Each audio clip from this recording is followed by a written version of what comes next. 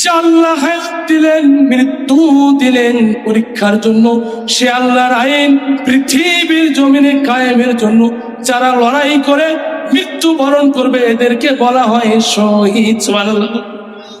শহীদ হওয়ার তামান্না কি দিলে আছে? আছে না নাই?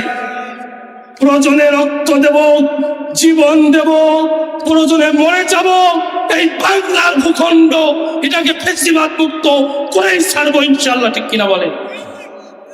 যদি আবারও কেউ সাহস দেখায়, নতুন ভাবে গড়ে ওঠে ফ্যাসিস্ট সরকারের মতো শক্তি সঞ্চয় করে এই বাংলার ভূমি থেকে ইসলামকে মুছতে দিতে চায়, আমরা তাদেরকে এই বাংলার জমি থেকে বিদায় করে আবারও তাদের বান্ধবীর কাছে দিল্লিতে পাঠিয়ে দেবো। ঠিক কিনা বলে? তোমরা এখনো আল্লাহর গোলাম হইতে পারো নাই। তোমাদের পরিণতিকে লক্ষ্য করো সামনে। যারা নিজেকে ভাবো হামদা হামহা তুমি আবার কে আহা, কাউকে মূল্য দেয়, নিজেকে সবচেয়ে বড় বীর ভাবো। আমার আল্লাহ জানাইলেন সূরা নিসা 36 নম্বর আয়াতের শেষের অংশ, ইন্নাল্লাহা, নিশ্চয় আমি আল্লাহ পছন্দ করি না, লা ইউহিব্বু, যে ব্যক্তি মানকানা মুখতালান ফাখুরা, দাম্ভিকতার সাথে চলে, অহংকার করে চলে। রব্বুল আলামিন বলেছে তোমরা যত অহংকার করো আমার জমিনকে ফাটাবার মতো শক্তি তোমাদের নাই। সম্মানিত হাজিরিন, এই বিশাল আসমানের মালিককে আল্লাহ তাআলা। এই যে আমরা যে প্যান্ডেলের নিচে বসে আছি, এই সামিয়ানার নিচে, এই জমিনের উপরে, বলুন তো এই জমিনের মালিককে? বিশ্বাস হয়? আল্লাহর আসমান, আল্লাহর জমিন। এই আল্লাহর জমিন আল্লাহর হুকুম ছাড়া আল্লাহ কখনো কোন মানব রচিত আইন মানব না, মানতে রাজি না। ঠিক কিনা বলেন? আয়াত দিয়েছেন কে? কথা বলেন, কে দিয়েছে? যে আল্লাহ আমাদের হায়াত দিলেন, যে আল্লাহ আমাদের মৌত দিলেন, যে আল্লাহ আমাদের রিজিক দিলেন, যে আল্লাহ আমাদের সুস্থতা দেন, সে আল্লাহর বিধান এই পৃথিবীতে কায়েম হবে ইনশাআল্লাহ। ঠিক কিনা বলেন? প্রিয় ভাইরা, আমি আপনাদের সামনে একটি কোরআনুল কারীমের আয়াত তেলাওয়াত করেছি।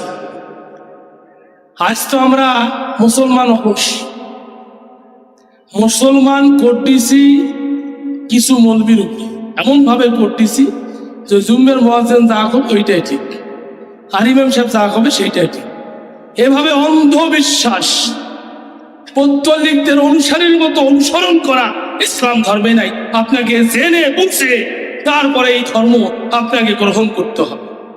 সম্মানিত হাজির, যে আয়াতটা আমি তেলাওয়াত করেছি সূরা আলে ইমরান 3 নম্বর পারার 20 নম্বর পৃষ্ঠা 85 নম্বর আয়াত। এবার আসুন, পৃথিবীতে অনেক ধর্ম আছে না? হিন্দু ধর্ম, খ্রিস্টান ধর্ম, বৌদ্ধ ধর্ম, নাসারা ধর্ম, মুসলিম ধর্ম, এছাড়া আরো অনেক ধর্ম আছে। আমরা বিভিন্ন ধর্মের লোকের কাছে শুনি তাদেরটাই সঠিক। এবার কোনটা সঠিক? কোরআন দিয়ে একটু ওজন করেন, মাপেন, দেখেন, তাহলে বুঝতে পারবেন কোনটা ভুল আর কোনটা সঠিক। সম্মানিত হাজিরিন, আমরা সব সময় সঠিক জিনিসগুলো খুঁজি। বাজারে যাবেন, যখন বাজার করবেন, বাজার করতে গেলে এই কাঁচা বাজার বেগুন আনবেন, দেখা যায় খুব সুন্দর। যদি এই বেগুন উপরে সুন্দর আর ভিতরে পোকা থাকে, বাড়িতে নিয়ে যান, আপনার স্ত্রী এমন গালিগালাজ করবে যে মনে হয় বাড়িতে না আসাটাই ভালো ছিল। ঠিক কিনা বলে? তাহলে বাজার থেকে একটা তরকারি নিলে এটার এফেক্ট এমন ভাবে পড়লো পরিবারে, এটা শুদ্ধতা না হওয়ার কারণে, অর্থাৎ সুস্থ না হওয়ার কারণে। তাহলে আপনি ইসলাম ছাড়া অসুস্থ ধর্ম কিভাবে গ্রহণ করেন? আপনি মুসলিম হতে পারেন না। ঠিক কিনা বলেন? এবার আসুন, আল্লাহ সুবহানাহু ওয়া তাআলা বললেন, ও পৃথিবীর মানুষ, আমি তোমাদের সৃষ্টি করেছি। সূরা জারিয়াত 27 নম্বর পারা 2 নম্বর পৃষ্ঠা 56 নম্বর আয়াতে আল্লাহ বলেন, ওয়া মা খালাকাতুল জিন্না ওয়াল ইনসা ইল্লা লিয়াবুদুন। রব্বুল আলামিন বললেন, ও পৃথিবীর মানুষ শুনে রাখো, আমি আল্লাহ তাআলা 2টা জাতিকে পৃথিবীতে ইবাদতের জন্য সৃষ্টি করলাম। কয়টা জাতি? 2টা জাতি। প্রথম জাতি হলো জিন, দ্বিতীয় জাতি হলো মানুষ। এবার আমরা এখানে যারা আছি, আমরা কি মানুষ না জিন? যদি মানুষ হয়ে থাকেন কান পাতেন, কান লাগান। আপনাদের জন্য বলা হচ্ছে মানুষ কি করবেন। প্রিয় ভাইরা, আল্লাহ বললেন ইল্লা লিয়াবুদুন, আমি তোমাদের ইবাদতের জন্য সৃষ্টি করেছি। বলে ইবাদতটা কি? ওয়া নি'বুদুনি হাদা সিরাতুম মুস্তাকিম। ইবাদত হলো আল্লাহর গোলামি, আল্লাহর দাসত্ব, আল্লাহর আনুগত্য করা, আল্লাহর বিধি বিধান মেনে নিয়ে এর বাস্তব রূপ দেওয়ার নাম হলো ইবাদত। প্রিয় ভাইরা, এবার আসুন, ইবাদত করতে গিয়ে যদি আমরা ইবাদতটা না বুঝে করি, তাহলে আমাদের বিপদ কি হবে জানার দরকার আছে না? ইবাদত যদি আপনি না বুঝে করেন, একটা উদাহরণ দিয়ে আমি আলোচনায় যাচ্ছি। এক ব্যক্তি এক হুজুরের কাছে গেছে, গিয়ে বলে, হুজুর, ও হুজুর, আমি এত দোয়া করি আল্লাহর কাছে, আমি দোয়া করি যেন আল্লাহ আমাকে যেন আর সন্তান না দেয়। বাচ্চা মেলা হয়েছে, এতগুলো সন্তান নিছি, এদেরকে মানুষ করতে হবে, এখন আমি কেমন করি মানুষ করি, এই জন্য আমি দোয়া করি আল্লাহ যেন আমার সন্তান না দেয়, তারপরেও কেন আমার এত সন্তান হয়। এই কথা বলতেছে হুজুর। এ কথা এক সাধারণ পাবলিক এক হুজুরকে বলতেছে, আলেমকে বলতেছে। আলেম সব বললেন, কি এমন দোয়া করো আল্লাহর বান্দা যে দোয়া তোমার কবুল হয় না, বলো তো আমি শুনি। বলে, আমি দোয়া করি রব্বি হাবলি মিনাস সলিহিন, রব্বি হাবলি মিনাস সলিহিন। জীবনের 12টা বছর ধরে দোয়া করি, হুজুর আমার দোয়া কেন জানি কবুল হয় না। আলেমকে বলতেছি। আলেম বলল, বেটা, তোমার দোয়া তো কবুল হয়েছে, তুমি টের পাও নাই। বলে, কেমনে কবুল হইল? বলে, কবুল হয়েছে এইভাবে, তুমি যে দোয়া করেছো, এই দোয়া এর অর্থ হলো রব্বুল আলামিন আমাকে একটা নেক সন্তান দান করুন। তোমার তো দোয়া কবুল, কিন্তু তুমি দোয়াটা বোঝো নাই। আজ ইসলাম আমরা বুঝি না, ইসলাম না বোঝার কারণে বলি নামাজ পড়ি, এখনো কেন আমার নামাজ কবুল হয় না, এত দোয়া করি আমার দোয়া কেন কবুল হয় না। প্রিয় ভাইরা, ইসলাম যদি বুঝে আপনি দোয়া করেন, আপনার প্রত্যেকটা দোয়া আল্লাহ কবুল করে নিবে। একজন নামাজিকে যদি প্রশ্ন করা হয়, প্রিয় ভাই আমার নামাজ পড়েন, সূরা ফাতিহা ছাড়া তো কোনো নামাজ হয় না, জীবনের সময়টা চলে গেল, প্রত্যেকটা নামাজে সূরা ফাতিহা লাগে, ফরজ নফল ওয়াজিব সুন্নাত বেতের যত নামাজ পড়বেন সূরা ফাতিহা লাগে। আপনি কি পারেন? বলবে, কোন রকম আমি পারি। যদিও বা কোন রকম পারে, এবার যদি চিন্তা করে, জিজ্ঞাসা করে, আল্লাহর বান্দা, এই ফাতিহা যে এতদিন পড়লাম, জীবনের একটা সময় বড় সময় নামাজ পড়ে কাটিয়ে দিলা, যুবক বয়সটাও পার করে দিলা, ফাতিহাটার অর্থ বলো। ওই আল্লাহর বান্দা ওই লোকের মতো হবে, আমি তো অর্থ জানি না। প্রিয় ভাইয়েরা আমার, আল্লাহ বলছেন, ওরা পড়ো বিসমি রব্বিকাল্লাযী খলাক, তোমার প্রভুর নামে। খলাকাল ইনসানা মিন আলাক, যিনি সৃষ্টি করেছেন তোমাদেরকে, আমাদেরকে কে সৃষ্টি করেছেন? সে আল্লাহ। আমাদেরকে পড়ার আদেশ দিয়েছেন।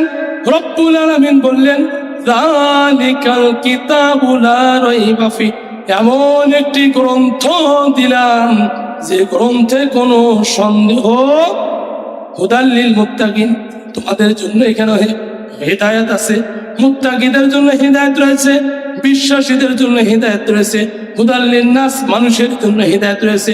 এবার বলুন, গোটা দুনিয়ায় যত মানুষ আছে, এই মানুষের জন্যই তো একটি মাত্র বিধান আল্লাহ নাজিল করে বলেছে, ওমা খলাকতুল জিন্না ওয়াল ইনসা ইল্লা লিয়াবুদুন, আমি তোমাদেরকে ইবাদতের জন্য সৃষ্টি করেছি।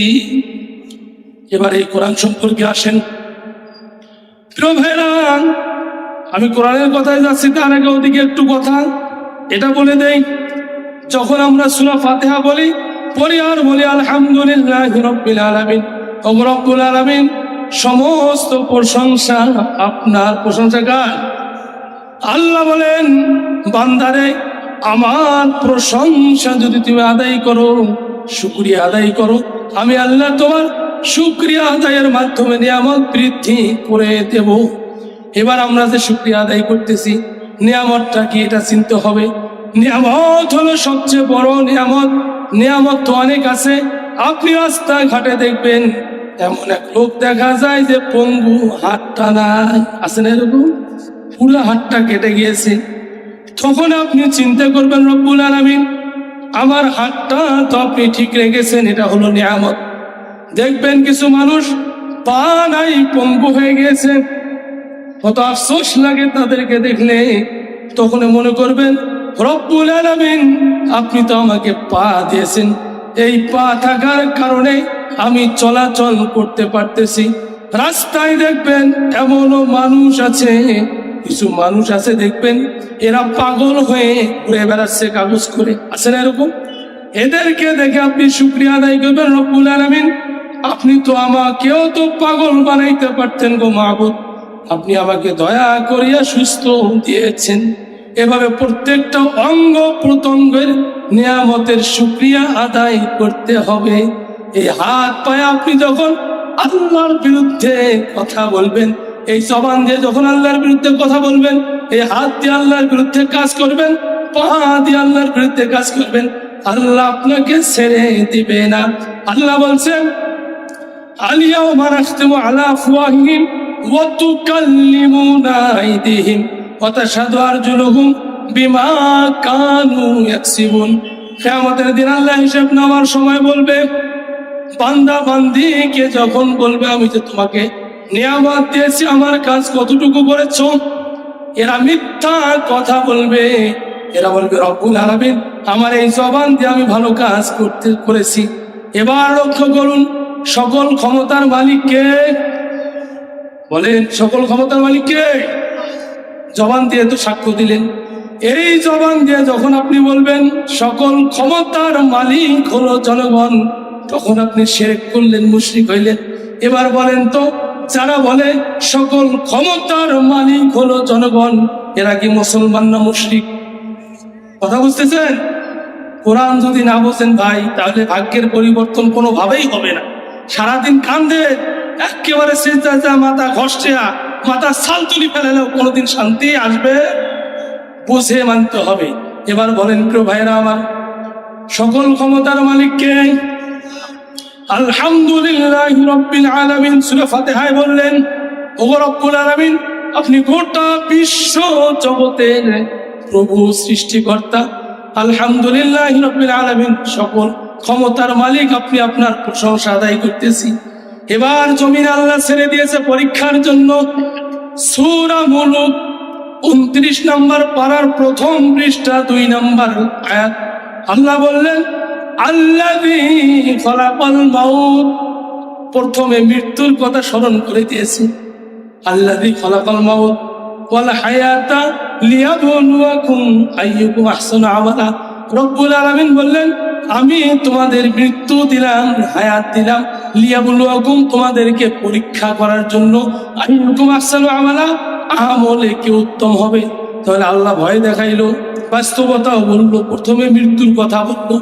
এই মৃত্যুর কথা যদি মানুষ স্মরণ করে, এর দ্বারা কোনোদিন অন্যায় হবে? কবর মানুষকে প্রতিদিন ডাকে, এই কবরের কথা যদি কোনো মানুষ স্মরণ করে, তার দ্বারাই অন্যায় হবে, অপকর্ম হবে, হবে না? এবার আসুন, বলতেছিলাম রব্বুল আলামিন, ওই যে বলতেছি আল্লাহ সমস্ত প্রশংসা আপনার। আবার বাস্তব জীবনে আল্লাহ যে আমাদের পরীক্ষার জন্য জীবনটা দিলেন, জীবন কিসের জন্য ভাইরা আমার? পরীক্ষার জন্য। কিসের জন্য? পরীক্ষাটা দিতে হবে ইবাদত করে। আপনি পরীক্ষার নিয়ম নেই আপনার নাই, আপনার সন্তানকে স্কুলে ভর্তি করান, মাদ্রাসায় ভর্তি করান, লেখাপড়া করান। এই যে হাফিজিয়া মাদ্রাসা, আজকের তাফসীরুল কোরআন মাহফিল দারুল উলুম ওসমান গনি রাদিয়াল্লাহু তাআলা আনহু হাফিজিয়া মাদ্রাসা, এখানে হাফেজ ছাত্রদের দস্তরবন্দি উপলক্ষে আলোচনা। তাহলে যারা হাফেজ হয়েছে এরা কি বসে থেকে হয়েছে না পড়ে হয়েছে? তাহলে আপনাদেরকেও করতে হবে, বসে থেকে কোনো লাভ। পরীক্ষা দিতে হবে পড়ার পরে। তাই আল্লাহ বলছে পড়ো সূরা আনাকে বলছে আপনি পড়বেন না, আপনি সময় দেবেন না কোরআনের পিছনে, আর আপনি আল্লাহর জান্নাত যাবেন। আল্লাহ এত বোকা হয় নাই যে আপনাকে এমনি মাফ করে দিবেন। প্রিয় ভাইয়েরা শুনুন, কান পেতে শুনুন, রব্বুল আলামিন এই জীবন পরীক্ষার জন্য দিল। আর দেওয়ার পর আল্লাহ তাআলা বলল, এই গোটা দুনিয়ায় তামাম পৃথিবীতে আমার হুকুম চলবে, আসমান যার হুকুম চলবে তার। ঠিক কিনা বলেন? এবার আপনি আসমানের মালিকের একটু হিসাব করেন। আসমানের মালিক তিনি কেমন শক্তিধর, ক্ষমতাধর, তিনি কেমন স্রষ্টা, এটা একটু লক্ষ্য করেন। এই গোটা আসমানটা খুঁটিবিহীন আমার রব্বুল আলামিন সেটিং করে দিয়েছে। তাহলে এই আসমানে কোনো খুঁটি আছে? আসমানে কোনো খুঁটি নাই। আর পৃথিবীতে কত দেশ আছে? মানচিত্র লাগাবেন, মানচিত্রতে খুঁজে খুঁজে দেখবেন, এই মানচিত্রয় যে দেশগুলো আছে প্রত্যেকটা দেশের ভিতরে যত বাড়ি আছে প্রত্যেকটা বাড়ি, প্রত্যেকটা ঘর খুঁটি ছাড়া কিন্তু তৈরি হয়। এই যে মাহফিলের প্যান্ডেলে খুঁটি লাগছে তো, তাহলে আপনি আমি খুঁটি দিয়ে একটা সুন্দর করে বাড়ি করে কিসের অহংকার দেখাই? প্রিয় ভাইরা আবার লক্ষ্য করুন, কিছু মানুষ হঠাৎ পরলোক হইলে পরে নিজেকে মনে করে হাম তো হামহা, তুমি আবার ক্যা হা, নিজেকে বিশাল কিছু মনে করে। আবার কিছু মানুষ শিক্ষিত হইলে পরে বলে ওটা তো মূর্খ, মূর্খের সাথে কথা চলবে না। আবার কিছু মানুষ এরা যখন দেখবেন, এই কিছু মানুষ যখন ক্ষমতা পেয়ে যায় এরা চিন্তা করে আমি তো সব, আমার উপরে আর কেউ অর্ডার দাতা। প্রিয় ভাইয়েরা লক্ষ্য করুন, আপনার এই গাড়ি বাড়ি থাকবে না, আপনার কিছুই থাকবে না। এদিকে দেখেন ভাই, যদি ওয়াজ ভালো না লাগে বলেন, আমি নামি থাকি। আপনারা যদি না শোনেন কাক শুনেব বলেন? শুনবেন? তাহলে দেখেন, এদিকে আমার দিকে দেখেন, এদিক সেদিক দেখলে মনোযোগ থাকে না। প্রিয় ভাইয়েরা লক্ষ্য করুন, যে লোকটা দাম্ভিকতা করে আর বলে আমি বহু টাকার মালিক, রব্বুল আলামিন যদি তার একটা ফোঁড়া দেয়, এই ফোঁড়ার চিকিৎসা করার মতো টাকা তার নাই। একটা গল্প বলে দেই, এটা কোরআন হাদিস মনে করবেন না, বাস্তবতা একটা গল্প। এক লোকের একটা ফোঁড়া উঠছিল শরীরে, পিঠের মধ্যে। এই আল্লাহর বান্দা চিন্তা করছে আর বলে বেড়াচ্ছে, যখন তার সম্পদ ছিল, জমি জমা ছিল, যে আমার বহু জমি, আমি অনেক ধনী মানুষ, মানুষকে দাম দেয় নেই, কিন্তু যখন রব্বুল আলামিন ফোঁড়া দিল, এটার চিকিৎসা করার জন্য, সুস্থতার জন্য অনেক জায়গা দৌড়াইলো। দৌড়াইতে দৌড়াইতে বিদেশ যাওয়া লাগছে, জমি জমা সব বিক্রি করে শেষ, এখন আর কিছুই নাই। সর্বশেষ এলাকার হেকিমের কাছে মাত্র 5 টাকার ওষুধ খেয়ে সুস্থ হয়েছে। তাহলে আপনি কেমন সম্পদ অর্জন করছেন? একটা ফোঁড়ার টাকা। এবার আপনি কেমন জ্ঞান অর্জন করছেন লক্ষ্য করুন। আপনার এই জ্ঞান আল্লাহ চাইলে একটু স্ক্রু ঢিল করে দিলে আপনি কাগজ করে বেড়াবেন। তাহলে এই জ্ঞানের কোনো মূল্য? যদি জ্ঞানটা আল্লাহর পক্ষে খাটাতে পারেন, নবীর পক্ষে খাটাতে পারেন, তখন এর দাম দুনিয়া ও আখিরাতে আছে। ঠিক কিনা? প্রিয় ভাইরা বলতে হয়, ওসমান হাদি এই আল্লাহর বান্দা যুবক, এই তো কিছুদিন আগে শাহাদাত বরণ করেছে। এই আল্লাহর বান্দা বাংলার ভূখণ্ডে ইনসাফ কায়েমের জন্য, ইনসাফের লড়াই করতে গিয়ে পুরো বাতিল শক্তি এক হয়ে তাকে বিদায় করে দিয়েছে। ঠিক কিনা? যারা শহীদ হয়েছে এরাও তো চলে গেছে, আর যারা শহীদ হয় নাই তারাও তো যাবে। যারা বাঁচছে তারা কি বাঁচে থাকবে? মৃত্যুর মালিককে আল্লাহ বললেন, কুল্লু নাফসিন যায়িকাতুল মাউত, প্রত্যেকটা প্রাণীর মৃত্যুর স্বাদ গ্রহণ করতে হবে। প্রিয় ভাইরা আসুন, তাহলে যে জ্ঞান আল্লাহর দিকে খাটাবে না, এই জ্ঞানের কোনো দাম? অনেক জ্ঞানী আছে দেখবেন, হুজুর বলছেন তুমি যতই বড় জ্ঞানী হও, যদি কোরআনের জ্ঞান তোমার না থাকে, তোমার হৃদয়টা একটি উজাড় গৃহ, শূন্যের ঘর, তোমার ভিতরে কোনো জ্ঞান নাই। যার কারণে দেখবেন মাদ্রাসার ছোট ছোট বাচ্চাগুলো মুরব্বিদেরকে দেখলে সালাম দেয়, এদেরকে দেখলে আদবের সাথে চলে। আর স্কুল কলেজ ইউনিভার্সিটির মাস্টার গুলো দেখবেন মুরব্বি দেখলে এরকম করে, আমি তো বড় শিক্ষিত পণ্ডিত, আমি আবার সালাম দেবো নাকি? উনি ফির কি মূর্খ লোক। ও মিয়া শুনে রাখুন, আল্লাহ কোরআনে বলছেন, ওয়াইবাদুর রহমানিল্লাযীনা ইয়ামশুনা আলাল আরদি হাওনা ওয়া ইযা খাতাবাহুমুল জাহিলুনা ক্বালু সালামা। রব্বুল আলামিন বললেন, ওয়াইবাদুর রহমান, ও পৃথিবীর মানুষরা শুনে রাখো, তোমরা রহমানের, ওয়াইবাদুর রহমান, তোমাদের সৃষ্টিকর্তা হলো রহমান। তোমরা যদি রহমানের ইবাদতকারী হতে পারো, রহমানের বান্দা হতে চাও, তোমরা যদি রহমানের গোলাম হতে চাও, তবে রহমান তোমাকে আদেশ করলো ওয়া ইবাদুর রহমান আল্লাযীনা, যারা রহমানের গোলাম হতে চায়, তার আনুগত্য করতে চায়, তার ভালোবাসা পেতে চায়, ইয়ামশুনা, তারা চলাচল করবে ফিল আরো জমিনে হাওনা, নম্র ভাবে। তাহলে নম্র ভাবে, ভদ্র ভাবে, সুন্দর ভাবে, ভালো আচরণে মানুষের সাথে কথা বলার আদেশ করেছেন কে? যারা কর্কশ ভাষী, যারা সব সময় মুখটা টেরা করে রাগান্বিত হয়ে থাকেন, শুনে রাখেন, তোমরা এখনো আল্লাহর গোলাম হইতে পারো নাই। তোমাদের পরিণতিকে লক্ষ্য করো সামনে।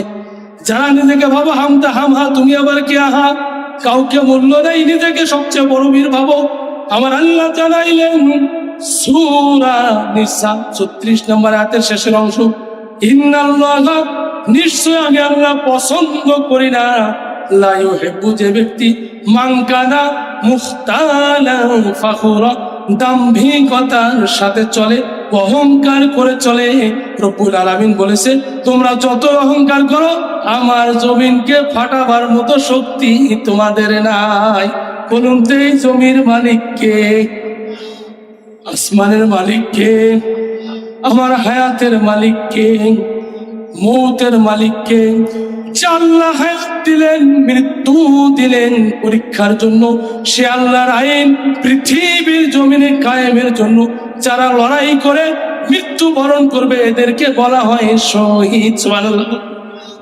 শহীদ হওয়ার তামান্না কি দিলে আছে? আছে না নাই? প্রয়োজনে রক্ত দেব, জীবন দেব, প্রয়োজনে মরে যাব, এই বাংলার ভূখণ্ড এটাকে ফেসিবাদ মুক্ত করেই ছাড়বো ইনশাআল্লাহ। ঠিক কিনা বলে? যদি আবারও কেউ সাহস দেখায়, নতুন ভাবে গড়ছে ওঠে, ফ্যাসিস্ট সরকারের মতো শক্তি সঞ্চয় করে এই বাংলার ভূমি থেকে ইসলামকে মুছতে দিতে চায়, আমরা তাদেরকে এই বাংলার জমি থেকে বিদায় করে আবারও তাদের বান্ধবীর কাছে দিল্লিতে পাঠিয়ে দেবো। ঠিক কিনা বলে? ভাইরা, জীবন দিয়েছে কে? ভয় করবেন কাকে? ও মেয়ে কি হয়েছে, ওর তো যখন তখন মৃত্যু দিতে পারে। কে দিতে পারে? ওই জন্য আল্লাহর কথা স্মরণ করতে হবে। বলতেছিলাম, ক্ষমতার বাহাদুরি, অর্থের বাহাদুরি আর এই শরীরের বাহাদুরি দিয়ে কোনো লাভ নাই। প্রিয় ভাইরা, সবচেয়ে বড় নিয়ামত সম্পর্কে একটু বলে দেই। মূসা নবী আল্লাহকে বলেছিল, ও রব্বুল আলামিন, আমার স্রষ্টা, আমার দ্রষ্টা, আমার আল্লাহ, ও মালিক, আপনি তো আমার সব আশা পূরণ করেছেন রব্বুল আলামিন। আমি একটা আশা আপনার কাছে করি, অনুগ্রহ করে আমার এই আশাটা পূরণ করে দেন। রব্বুল আলামিন বলল, হে মূসা, আমার বান্দা, আমার নবী, কি বলতে চাও বলো। বলল রব্বুল আলামিন, আমি মূসা যদি আল্লাহ হই আর আপনি যদি মূসা হন, আপনি আমার কাছে কি চান? রব্বুল আলামিন বলল, মূসা, এটা কোনোদিনও সম্ভব নয় রে মূসা, তবে যেহেতু আমি আল্লাহ দয়ার সাগর, তোমার হৃদয়ের কথা জানতে পেরেছি, তুমি শান্তির জন্য প্রশ্ন করেছো। শুনে রাখো মূসা, তুমি যদি রব হও আর আমি যদি মূসা হই, তাহলে তোমার কাছে আমার সবচেয়ে বড় চাওয়া হবে আমার সুস্থতা। তাহলে আমরা যে সুস্থ আছি, এটা কি সবচেয়ে বড় নিয়ামত কিনা? লক্ষ্য করুন, ইসলামের পথে সুস্থ মানুষগুলো কিভাবে জীবন দিল। তার আগে একটা কথা বলে দেই, এই তামাম দুনিয়া মিলে একটা জান্নাতের আয়তন কিন্তু এত ছোট না। হুজুর বলেন, জান্নাত হলো গোটা দুনিয়া সমান, 10টা দুনিয়া মিলে একটা জান্নাত, ছোট্ট জান্নাতটা। আপনার এই 60 বছর জিন্দিগি, 50 বছর জিন্দিগি, 80 বছর জিন্দিগি, এই জিন্দিগিতে আপনার বাল্যকালে তো অর্ধেক জীবন শেষ। বিয়ে হলো আপনার 22-23 বছরে, বাকি সময়টা মাঝখানে 25 বছর, 30 বছর, তারপরে বুড়ো হইলেন, সব শেষ হয়ে গেল। এখন এই মাঝখানের 20-25 বছর সময় দেখবেন আমাদের সমাজের মধ্যে অধিক টাকা ইনকামের জন্য পিতারা বাড়ি ঘর বন্ধক রেখে জমি জমা বিক্রি করে সন্তানকে বলে, বাবা বিদেশ যেতে হবে, অর্থ উপার্জন করতে হবে। বলে, কোথায় যাবো আব্বু? বলে, চলে যাও সৌদি আরব, আবুধাবি, ওমান, ইরাক, ইরান, যে দেশেই সুবিধা হয় চলে যাও। প্রয়োজনে জমি বিক্রি করে দিবে শুধুমাত্র অর্থ ইনকামের জন্য, ঠিক কিনা? এই ছেলেটা যখন বিদেশ চলে যাবে, যতদিন যাবে যতদিন থাকবে, জীবনের হায়াতগুলো কেটে যাচ্ছে। এবার বাড়িতে আসার পরে হয়তো খুব বড় জোর একটা 5 তলা বাড়ি করলো, জীবন শেষ, মরে গেল। এই তো কিছুদিন আগের কথা আপনারা জানেন, এক ছেলে বিদেশ গিয়েছে, যাওয়ার পরে বাড়ি করার জন্য কিছু টাকা পাঠিয়ে দিয়েছে।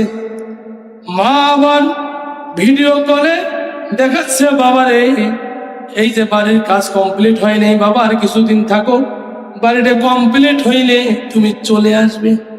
ছেলেটা বলতেছে, মা, ও মা, আমাকে ভালো লাগে না বিদেশ। মা, আমি অসুস্থ, আমার মন বলে আমি বাঁচবো না। মা, আমি বাড়িতে যেতে চাই। মা বলল, বাবারে দেখ, বাড়ির কাজটা শেষের দিকে আর একটু ধৈর্য ধর। ছেলেটা অসহায় হয়ে মাকে ভালোবেসে, মাও তো আর জানে না, কারণ গায়েবের মালিক হলো আল্লাহ। মা বলল, বাবা একটু অপেক্ষা কর, বাড়ির ছাদটা দিয়ে দেই। ছেলেটা তার সপ্তাহখানিক পরে বিদেশের মাটিতে মারা গেল। এবার ছাদ পিঠা আশা পূরণ হইল না, ওই অবস্থায় চলে আসলো লাশ। আবার আল্লাহ বলেন, ও পৃথিবীর মানুষ, তোমাদের মনের আশা পূরণের জায়গায় দুনিয়াটা নয়। কারণ যদি তোমরা আমার বিধান মানো, আমাকে মানো, আমার আনুগত্য করো, তোমার এই যুবক বয়সটা যদি আমার হুকুম আহকাম সঠিকভাবে পালন করো, আমি যে জান্নাত দেব, এই জান্নাত হলো এই দুনিয়া, সামান 10টা দুনিয়া। প্রিয় ভাইরা, বলতেছিলাম, লক্ষ্য করেন, সকল ক্ষমতার মালিককে। এইদিকে দেখেন, চাচা মিয়া এত টোপলা লাগছেন কে বাবা? হ্যাঁ, সোজা হন তো, বরাবর হন। ওই দেখেন না, বিয়ের বাড়িতে ইমাম সাহেব বিয়ের বাড়িতে কি করে, উকিল আর বর বরাবর হন। বরাবর না হলে বলছেন, হ্যাঁ, কবুলের মধ্যে একটু মানে অশান্তি থাকে। হ্যাঁ, বক্তা শ্রোতা যদি বরাবর না হয়, তাহলে কিন্তু ওয়াজটা কাকে শোনাবো বলে। এই জন্য মনোযোগ দিয়ে শুনতে হবে, এরকম হওয়া যাবে না। একজন বক্তা চক্ষু বন্ধ করিয়া ওয়াজ করতেছে, রাত শেষ হয়ে গেল, সকাল হইল, বক্তা চক্ষু মেলিয়া দেখে কাউকে দেখা যায় না। একজন শুধু বুড়ির সামনে হুক হুক করে কান্দে। বক্তা ভাবলো, হায়, আমার ওয়াজে বুঝে এই বুড়িমা হিদায়াত হয়েছে, যাই হোক, কিয়ামতের দিন একটা আমি কথা বলতে পারবো। ডাক দিয়ে বললো, বুড়িমা, ও মা, এত কান্দো কেন মা? তোমাকে মনে হয় খুব আমার ওয়াজ অন্তর ধরছে। বলে, বাবা কি ওয়াজ করছো? আমি তো ওদিকে কান্দেই নেই বাবা। তাহলে মা কান্দো কেন? বলে, এই জন্য কাঁদি, তুমি যখন ওয়াজ করো, তোমার ওই দাড়ি কোনা লড়ে, আর আমার একটা ছাগল ছিল, এরকম দাড়ি ছিল। এই ছাগল যখন ঘাস খায় তখন পড়ছিল, আমি তাকায় দেখি তোমার দিকে, আর আমার ওই ছাগলের কথা মনে পড়ে। এরকম বেখেয়াল হয়ে আওয়াজ শুনলে কোনো কাজ হবে? এই জন্য খেয়াল রাখান সকল ক্ষমতার মালিককে। এবার লক্ষ্য করুন, কেউ যদি এই বাংলার ভূখণ্ডে 95% মুসলমানের দেশে, এরা যদি ব্রিটিশদের তৈরি করা আইন দিয়ে দেশ চালাতে চায়, তাহলে এই দেশের মধ্যে সংবিধানে লেখা আছে সকল ক্ষমতার মালিক হলো জনগণ, যেটা শিরক। এবার আমাদের স্লোগান হবে, সকল ক্ষমতার মালিককে। নারায়ে তাকবীর, লিল্লাহি তাকবীর। কোরআন আছে যেখানে, আল কোরআনের আলো। আর ঘরে ঘরে যাও, এই স্লোগান বন্ধ করেন। এবার ডাইরেক্ট হবে, আল কোরআনের আলো সংসদে চালো, আল কোরআনের আলো, আল হাদিসের আলো। ভাইরা, কেন বললাম বাংলাদেশটা একটা ক্যাটাগরির মধ্যে, সিস্টেমের মধ্যে চলে। এই বাংলাদেশের 300 আসন আছে, এমপি আসন, সংরক্ষিত মহিলা আসন 50টি। গোটা দেশের মধ্যে 68,000 গ্রাম বাংলার এই বাংলাদেশ। এখানে 300 জন এমপি যেটা করবে, 3 লক্ষ মুসলমান ওয়াজ করিয়ে সেটা হবে? এজন্য আপনি যার কাছে নাগরিকত্ব নিতে যাবেন, যে মেম্বারের কাছে, ওই মেম্বার যদি বিড়ি খায় আর নাগরিকত্ব দেয়, যে মেম্বারের কাছে যাবেন চারিত্রিক সনদ নিতে, ওই মেম্বার যদি বিড়ি খায় চারিত্রিক লাগে, এবার লক্ষ্য করেন যে চারিত্রিক সনদ দিচ্ছে ওরে তো চরিত্র ঠিক নাই, ঠিক কিনা বলেন? এই কথা বুঝতেছেন? যার চরিত্র নাই সে আপনাকে কেমনে চরিত্র সার্টিফিকেট দেয়? তাহলে আমার রাসূলের চরিত্রের কোনো ত্রুটি, তাহলে আমাদের নেতা হলো নবী মুহাম্মদুর রাসূলুল্লাহ। তাহলে এই নেতার আদর্শে গোটা দুনিয়া চলবে, ঠিক কিনা বলে? এবার যদি এই নেতার অনুসারী যারা ভাইরা আমার সারা জীবন ওয়াজ শোনেন, ওয়াজ শোনার লক্ষ্য উদ্দেশ্য হয়তো অনেকে জানেন, অনেকে এমনি শোনেন, এবার পরিষ্কার হয়ে যাক, ওয়াজ শোনার লক্ষ্য উদ্দেশ্য হইল যে আল্লাহ যেন আমার উপরে রাজি হয়, খুশি হয়, আমার গুনাহগুলো মাফ করে দেয়, ঠিক কিনা? আপনারা কি গুনাহ মাফের জন্য এখানে আসছেন? কার খুশির জন্য আসছেন? কান লাগাও পৃথিবীর মানুষ ও মুসলমানেরা, কান লাগান। সারা জীবন গুনাহ মাফের জন্য মসজিদে থাকলে মাফ হবে? কথা বলে খারাপ লাগতে পারে, পরে আসতেছি কোরআনের আয়াত দিয়ে। আপনি সারা জীবন সিজদায় পড়ে থাকবেন, গুনাহ মাফ হবে? কেন হবে না? আর কেমনে গুনাহ মাফ হবে শুনে নেন। আল্লাহ তাআলা বলেন সূরা আলে ইমরান 3 নম্বর পারার 13 নম্বর পৃষ্ঠা 31 নম্বর আয়াতে রব্বুল আলামিন বলেন, কুল ইন কুনতুম তুহিব্বুনাল্লাহা ফাত্তাবিউনি ইউহিব্বুকুমুল্লাহ ওয়া ইয়াগফির লাকুম যুনুবাকুম ওয়াল্লাহু গফুরুর রহিম।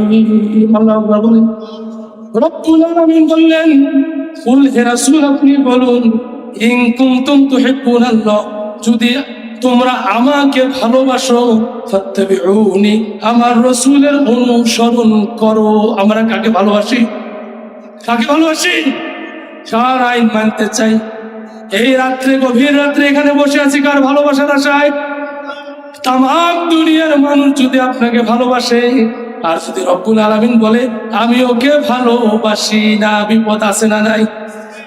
আবু জাহেল তৎকালীন সময় রাসূলের আদর্শ গ্রহণ করে নাই, কিন্তু ওই আরবের মধ্যে সবচেয়ে প্রভাবশালী এবং সবচেয়ে বড় নেতা, রাষ্ট্র ক্ষমতায় ছিল তিনি ছিল রাষ্ট্রের সরকার। পাওয়ারটা দেখেন কত বড়, জনগণ দেখেন কতগুলো। এই আবু জাহেল ভেবেছে আমার দলটা ভারী, আমার লোকগুলো বেশি, আমার শক্তি বেশি, সব সেইটা আমি অলোকে, এখন আমার সাথে কে পারে? এইটা ভাবিয়া তিনি চিন্তা করেছে মোহাম্মদের তো অনুসারী কম, মোহাম্মদ বুঝি ভুলে আছে, যার কারণে বদরের যুদ্ধের দিন নবীজি যখন বদরের যুদ্ধে চলে যায়, মাত্র 313 জন সাহাবাকে নিয়ে যায়, আর এদিকে আবু জাহেল 1000 সৈন্য নিয়া কাবার গিলাফ ধরে বলে, আল্লাহুম্মা ইন কানা হাযা হুয়াল হক, ওগো আরশের মালিক রব্বুল আলামিন, যদি মুহাম্মদ হক হয়, কোরআন সত্য হয়, আল্লাহুম্মা ইন কানা হাযা হুয়াল হক মিন ইনদিকা, তাহলে আপনি মিন ইনদিকা আবিতিনা বিআযাবিন, আল্লাহুম্মা ইন কানা হাযা হুয়াল হক মিন ইনদিকা ফাআমতির আলাইনা হিজারাতাম মিনাস সামা, যদি মুহাম্মদ সত্য হয়, আমি ভুল হইলে আসমান থেকে পাথরের বৃষ্টি বর্ষণ করুন। দোয়াটা খেয়াল করবেন। এবার পরে বলতেছে রব্বুল আলামিন, যদি পাথরের বৃষ্টি আপনি না দেন, তাহলে আপনি বিআযাবিন আলিম, এমন আযাবের ব্যবস্থা করেন, যন্ত্রণাদায়ক আযাব। কিছু মানুষ তাদের দল ভারী, তাদের ক্ষমতা শক্তি দেখে মনে করে আমরাই সঠিক আছি, এই জন্য তারা মুখে জোরে বলে শরিয়া আইন আমরা মানি না, ঠিক কিনা বলেন? ও মিয়া, শরিয়া আইন মানো না, তুমি যতই বড় পণ্ডিত হও, তোমার চেয়ে বড় পণ্ডিত ছিল আবু জাহেল, আবু লাহাব, ফেরাউন, নমরুদ, হামান, এরা একজনও পৃথিবীতে নাই, তুমি একদিন থাকবে না, এই কথা সাক্ষ্য হয়ে থাকবে তামাম দুনিয়ায়। কাজে তোমার মতো মুশরিকের পেছনে আমরা আর থাকতে চাই না, ঠিক কিনা বলেন? আবু জাহেলের দোয়া কবুল হইল না, কবুল হয়ে গেল আবু জেহেলের দোয়া, কারণ সে বুঝছে কিন্তু ভুল দোয়াটা ছিল সঠিক, বুঝছে ভুল দোয়াটা, এরাও বুঝছে ভুল। কোরআনকে বলে কোরআন একটা ভাওতাবাজি কিতাব, এদের কিন্তু ধারণাটা হলো ভুল, এদের বোঝাটাও ভুল। এরা ভাবছে আমার দ্বারাই সবকিছু হবে। ও মিয়া কি হয়েছ তুমি? এবার লক্ষ্য করুন, ওই 313 জন, ওই দিন 313 জন বদরের যুদ্ধে 1000 সৈন্যকে পরাজয় বরণ করে আল্লাহর হুকুমে এরা বিজয় লাভ করে চলে আসছে। এই জন্য সংখ্যায় দেখে লাভ হবে না, ইমানের সাথে টান থাকতে হবে, ঠিক কিনা? বাংলার এই ভূমি, এটা যদি 300 জন ব্যক্তিকে এবার আমরা সজাগ হয়ে চরিত্রবান ব্যক্তিকে ঠেলে দিয়ে জায়গা মতো বসাতে পারি, যেটা আছে ছিল শহীদ উসমান হাদি, ন্যায় ও ইনসাফ ভিত্তিক রাষ্ট্র গঠন, বিদেশি প্রভুদের দালালি বন্ধ করা, ভারতীয় আধিপত্য বন্ধ করা, আমরাও এটা চাই, কারণ এটা মুসলিমের দেশ, এটা হিন্দুস্তান নয়, ঠিক কিনা? ভাইরা লক্ষ্য করুন, সজাগ থাকতে হবে। যেখানেই বাতিল আল্লাহর বিরুদ্ধে কথা বলবে, রাসূলের বিরুদ্ধে কথা বলবে, রাষ্ট্র ক্ষমতা ইসলাম চাবে না, সেখানেই শায়েস্তা করতে হবে, ঠিক কিনা বলেন? ভাইরা লক্ষ্য করুন, আল্লাহর পাওয়ার কি। পাবলিকের সামান্য 2-4টা গুলি দেখে ভয়ে অস্থির হবেন না, আমার আল্লাহর পাওয়ারটা লক্ষ্য করুন। ইব্রাহিম, নমরুদের নাম শুনেছেন? নমরুদ যখন শাসক ছিল, ওই সময় ইব্রাহিম নবীকে ওই শাসক গোষ্ঠীর মধ্যে ক্ষমতাধর ব্যক্তি, দেশের সরকার নাম ছিল নমরুদ। কি নাম? একটু হ্যাঁ হোক বন ভাই, না হলে কিন্তু হবে না। ওই যে দেখেন না, কামলাগুলো যখন শুয়ে ঢুকে মাথা থেকে ও মাথা টাটির বেড়াত, ও পাশে কয় তখন মাথা বেড়ায়, কয় হ্যাঁ, এপাশে মাথা বেড়ালে কয় হ্যাঁ, তখন কিন্তু গিরোটা ঠিকভাবে বসি। এখন আপনারা যদি হ্যাঁ হু না কন, তাহলে কি ওয়াজ শুনলেন আর গিরো বসিল কিনা বুঝবো কিভাবে?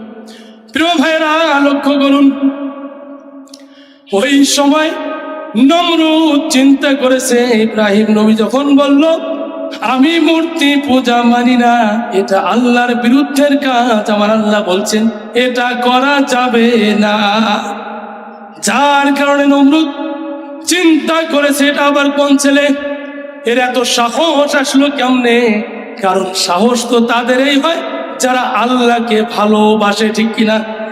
মুখেই ভালোবাসলে হবে না, হৃদয়ে দিয়ে ভালোবাসতে হবে। ওই যে বেলাল আল্লাহকে ভালোবাসার কারণে ইহুদি মহিলা নিয়ে গেল, বালুর উপরে চিৎ করাইলো, চিহিবাটা টেনে ধরে প্রাক মারলো, তারপরে আল্লাহকে ভুলে না। এই যে ফিরআউনের স্ত্রী আসিয়া, ফিরআউন বলল বিবি আমার থামাও, রাজত্ব আমার, সমস্ত রাজ্যের প্রজাগুলো আমাকে আল্লাহ মানে, তুমি কেন মানো না? বিবি বলল স্বামী আমার, আপনি প্রভু নন, আপনি বান্দা। এবার বলল আসিয়া তাহলে দেখো কি করি। তার দলের ছেলেদেরকে লাগাই দিল, আসিয়াকে মারো। পৃথিবীর ইতিহাসে সবচেয়ে নিকৃষ্ট স্বামী ছিল ফিরআউন, যিনি তার স্ত্রীর গায়ে হাত দেওয়া আছে, নাউজুবিল্লাহ বলে। এরকম প্রিয় ভাইরা, এইরকম ভাবে যদি আমরা লক্ষ্য করি, তাহলে জীবন দিয়েছে আসিয়া, শিরকের কাছে মাথা নত করে।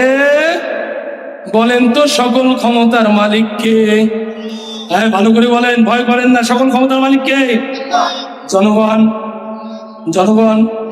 কেউ যদি মানে জনগণ, এবার প্রমাণ করবেন ইন্না সলাতি ওয়া নুসুকি ওয়া মাহইয়ায়া ওয়া মামাতি লিল্লাহি রাব্বিল আলামিন। আমরা বললাম রব্বুল আলামিন, আমার ইন্না সলাতি, আমার নামাজ, আমার কি নামাজ, অনুসুকি আমার কোরবানি ত্যাগ, ওয়া মাহইয়ায়া আমার এই জীবন, ওয়া মামাতি আমি মরে যাব এটাও রাজি হইলাম, লিল্লাহি শুধুমাত্র আপনার সন্তুষ্টির জন্য, লিল্লাহি রাব্বিল আলামিন, কারণ আপনি গোটা জগতের রব, স্রষ্টা, আপনার জন্য আমার এই জীবন, আমার মরণ, আমার হায়াত সবকিছু। এবার লক্ষ্য করুন, আপনি যদি কাউকে দান করতে চান, হয়তো 10 জনকে দান করলেন, বাকিগুলো পাবেন না। রাষ্ট্রীয়ভাবে যদি জাকাত কায়েম হয়ে যায়, ওইরকম হাজার হাজার মানুষ, বঞ্চিত লোকগুলো আর বঞ্চিত থাকবে না, ঠিক কিনা? এই যে রংপুর রামমোহন মার্কেট, চেনেন? কিছুদিন আগে একটা বৃষ্টি হইল, প্রায় মাস দুয়েকের কথা। এই বৃষ্টির সময় আমি ওদিক দিয়ে আসতেছি আমার স্ত্রী সহ। বড় দুঃখ লাগলো, আফসোস হইল। আমি দাঁড়িয়ে দেখলাম, তাকিয়ে দেখলাম একজন মহিলা একটা বাচ্চাকে কোলে নিয়ে ওখানে বসে আছে, আর একটা বাচ্চা ঘুমাচ্ছে। ওই বাচ্চাটা বৃষ্টির পানিতে ভিজে যাচ্ছে। মহিলাটা এক পর্যায়ে ঘুমিয়ে গিয়েছে। মহিলাটাকে যখন জিজ্ঞাসা করা হলো ডাক দিয়ে, কি বাবার ওঠেন, বাচ্চাটা ভিজতেছে। 10 মাস উঠি বলতেছে আমার ঘুমতেছে। কতটা ক্লান্ত হলে, অসহায় হইলে কোলের বাচ্চাকে এভাবে কষ্ট নিজেও করতেছে, তাদেরকেও দিচ্ছে। এই জন্য এদেরকে এই রংপুরের ডিসি যিনি, যাকে বলি, এই ডিসিকে বলা হয় জেলা প্রশাসক। এই জেলা প্রশাসকের দায়িত্ব ছিল ওই জায়গাগুলো লোক দিয়ে খুঁজে নিয়ে ওই গরিব দুঃখীদের কাছে তাদের সুব্যবস্থা করা। যদি তা না করে, ওই মহিলা পড়ে আছে, ওর কোনোদিন প্যারালাইসিস হবে না, হবে। এই যে ডিসি তার অধিকার আদায় করে দিল না, মানবের যেটা অধিকার, যেটা হক, এটা নষ্ট করলো।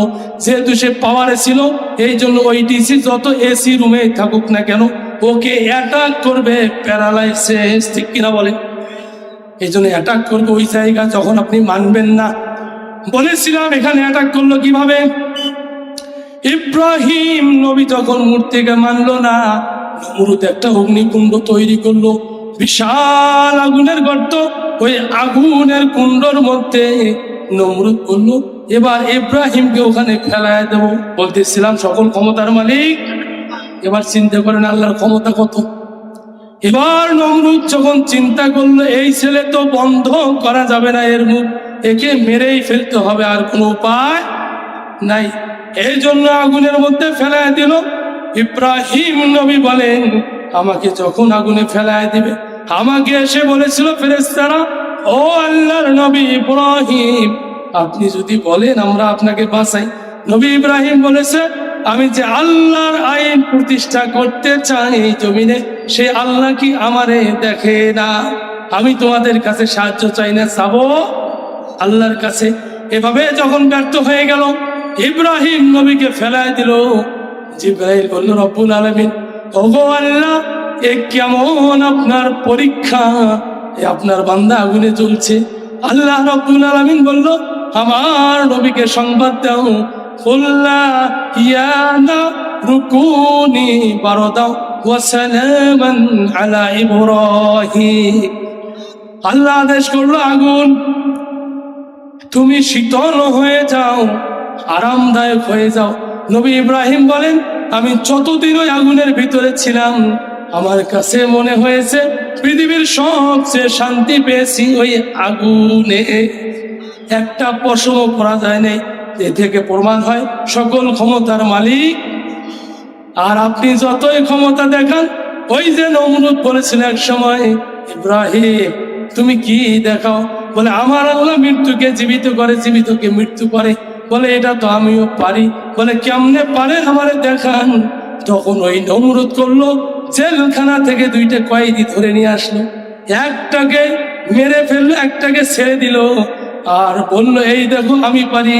এবার বলেন তো, যারা নমরুদের মতো চালাক, এই লোকগুলো এইরকম বোকামি করে নিজেকে বুদ্ধিমান ভাবে, ঠিক কিনা বলেন? আর যারা ইব্রাহিম নবীর মতো আদর্শবান, ইব্রাহিম নবী দোয়া করলো, রব্বুল আলামিন, ওগো আল্লাহ, মৃত্যুকে কেমনে জীবিত করেন একটু দেখতে চাই। আল্লাহ বললেন, ইব্রাহিম নবী গো, ও আমার বন্ধু, তুমি কি বিশ্বাস করো না? বলে, হ্যাঁ আল্লাহ, আমি বিশ্বাস করি, আমার হৃদয়ে চাই দেখতে প্রশান্তি লাভের জন্য। তখন বলল, 4টা পাখিকে ধরে আনো, পোষ মারা। আল্লাহর হুকুমে পোষ মানলো। এই পাখি 4টাকে জবাই করলো, এদেরকে ভর্তা করো, গোস্তগুলো একসাথে করে আলুর ভর্তার মতো মিশিয়ে দাও, দিল। 4টা টুকরা করে পাহাড়ের 4টা কর্নারে রেখে আসলো। এবার ইব্রাহিম নবী বলল, আল্লাহ কিভাবে মৃত্যুকে জীবিত করে, এবার দেখো। সমস্ত লোক পালা হইল। ইব্রাহিম নবী পাখিদেরকে ডাকলো, পাখিরা হেঁটে হেঁটে উপস্থিত হইল।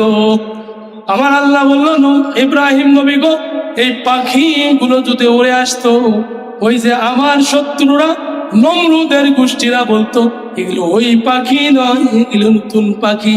কাজে ইসলামের আদর্শ মানিয়ে যারা আদর্শবান হয় তাদেরকে দেখে আগে ট্যাগ লাগা হয়েছিল এরা হলো জঙ্গি, বা ঠিক কিনা? কাজে এই দেশের মানুষ এখন বুঝে ফেলছে ফ্যাসিস্টের চরিত্র, এখন বুঝে ফেলছে ভারতের দালালদের চরিত্র, বুঝে ফেলছে ভারতের আধিপত্য এই দেশে কিভাবে কারা চায়। এই জন্য বাংলার মানুষ জীবন দেব, রক্ত দেব, শহীদ হব, তবুও ভারতের আধিপত্য এই জমিনে কায়েম হতে দেব না, দেব না, দেব না, ঠিক কিনা বলে ভাইরা? কাজে ঈমান আনতে হবে কার মতো? ইব্রাহিম নবীর মতো।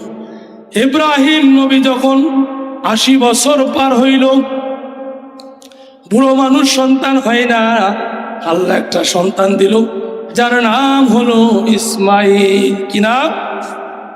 প্রিয় ভাইরা, ইসমাইলকে যখন আল্লাহ দিল, ঈমান কারে কয়? খালি ঈমান ঈমান কইলেই হবে না, ঈমান ঈমান করো তুমি। ঈমান কি এতই সোজা? মুসলিম হয়ে পহিতাছো তুমি শয়তানের এই বোঝা, ঠিক কিনা? মুখে বলি ইমানদার, ভোট আসলে টুপি মাথায়, মাদ্রাসার তলবেলে হয়ে যায় যখন মাসুম, ভোট বাড়ে গেলে ওর সাথে শয়তানও পায় না, ঠিক কিনা বলেন? আমার আল্লাহ বলছেন ইন্নাহু লাকুম আদুউম মুবিন, নিশ্চয় শয়তান তোমাদের প্রকাশ্য শত্রু। শয়তান আমাদের, শয়তান কিভাবে চিনবেন আল্লাহ সে কথাও বলছে। ইয়া আইয়ুহাল্লাযীনা আমানু, হে বিশ্বাসীগণ, উদখুলু, প্রবেশ করো, ফিস-সিলমি কাফা, পুরোপুরি ইসলামে প্রবেশ করো, ইসলাম মানো। ওয়ালা তাত্তাবিউ খুতুওয়াতিশ শাইতান, শয়তানের পদঙ্ক অনুসরণ করিও না। তার মানে শয়তানের রাস্তা যেগুলোতে, যে রাস্তাগুলো দিয়ে শয়তান চলে, এবার লক্ষ্য করুন, রাস্তা দেখায় দিচ্ছি। জিনা করা এই রাস্তাটা শয়তানের না মুসলমানের? কথা বলেন কার? চুরি করা কার রাস্তা? ডাকাতি করা কার রাস্তা? তাহলে জিনা করা শয়তানের রাস্তা, চুরি করা শয়তানের রাস্তা, ডাকাতি করা শয়তানের রাস্তা, চাঁদাবাজি করা শয়তানের রাস্তা, মাথায় টুপি দিয়ে জনগণকে ধোঁকা দেওয়া এটাও শয়তানের রাস্তা।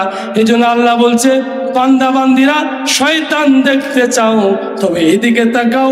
যারা শয়তানের পথ অনুসরণ করে, যারা ভারতীয় আধিপত্য এই বাংলার ভূখণ্ডে কায়েম করতে চায়, যারা হিন্দুস্তানের রীতি মানতে চায়, যারা মুসলমানদের বিরুদ্ধে চলে, নবীর বিরুদ্ধে চলে, আল্লাহর বিরুদ্ধে চলে, যারা এই দেশের মুসলিমদের বিরুদ্ধে চলে, এরা কখনো মুসলিম হতে পারে না।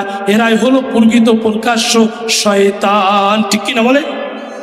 লিল্লাহে তাকবীর, নারায়ে তাকবীর। বীর মুসলমান, ধরো আল কোরআন, ফিরায়া আনো সেই হারানো সম্মান। যে আওয়াজ তুলে ওরে মুসলমান, ভয়ে কাঁপিত কাফেরও বেঈমান। আবার দাওরে সেই হুঙ্কার, কররে তোলপার, আবার দাওরে সেই হুঙ্কার, কররে তোলপার। পাপ রাজনীতি ভেঙে কররে চুরমার। লিল্লাহি তাকবীর, নারায়ে তাকবীর।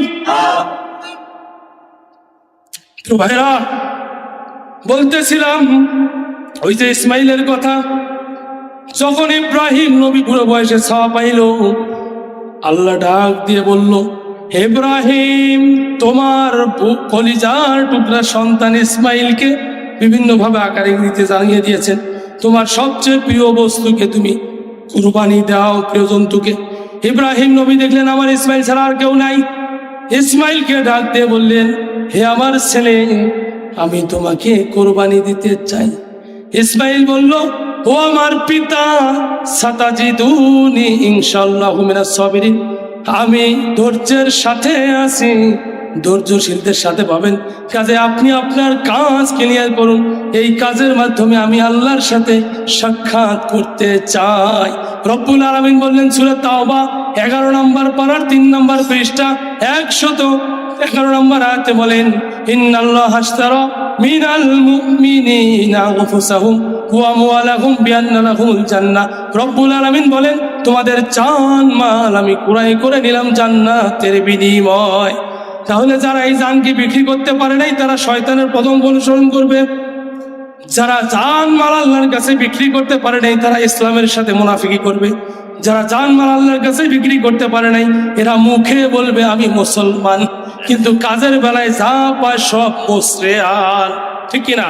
কাজে প্রিয় ভাইরা, মহান আল্লাহ তাআলা আমাদেরকে যে কথাগুলো আমরা শ্রবণ করলাম এই কথাগুলো সঠিকভাবে যাচাই করে এর উপরে আমল করে জীবনের বাকি সময়টুকু চলার তৌফিক দান করুন বলে আমিন। ওয়া মা আলাইনা ইল্লাল বালাগ। আসসালামু আলাইকুম ওয়া রাহমাতুল্লাহি ওয়া বারাকাতুহু।